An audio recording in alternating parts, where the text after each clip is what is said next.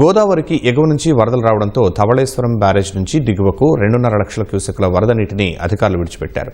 కోనసీమ జిల్లాలోని లంక గ్రామాల్లో నీరు చేరుతోంది.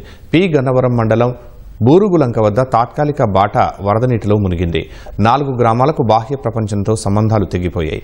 అక్కడి ప్రజలు పడవలపైనే రాకపోకలు సాగిస్తున్నారు. ఇదే మండలానికి సరిహద్దులో ఉన్న అనగారిలంక, పెద్దమల్లంక గ్రామాలకు వెళ్లే తాత్కాలిక బాటలు కొట్టుకుపోవడంతో వారు కూడా పడవలు ఆశ్రయిస్తున్నారు. సహాయక చర్యలను కొత్తపేట ఆర్డీఓ శ్రీకర్ పరిశీలించి సూచనలు చేశారు. ఎలాంటి ప్రమాదాలు జరగకుండా ముందస్తు చర్యలు చేపట్టినట్లు అధికారులు తెలిపారు.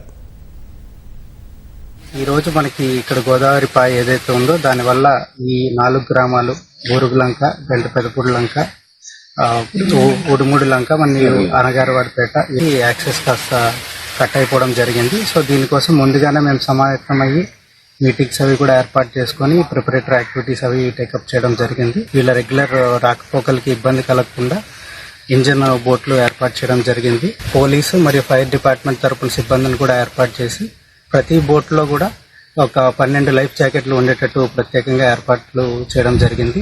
కావాల్సిన నిత్యావసర వస్తువులు కానివ్వండి, లేదంటే మన డ్రింకింగ్ వాటర్ కానివ్వండి, ఏదైనా సమస్య వచ్చినప్పుడు తక్షణమే స్పందించి అధికారులందరినీ ముందుగానే అలర్ట్ చేయడం జరిగింది. 4 నెలల కాలం మొత్తం అంతా కూడా ప్రభుత్వం తరపున చర్యలన్నీ తీసుకుంటామని తెలియజేస్తున్నాం.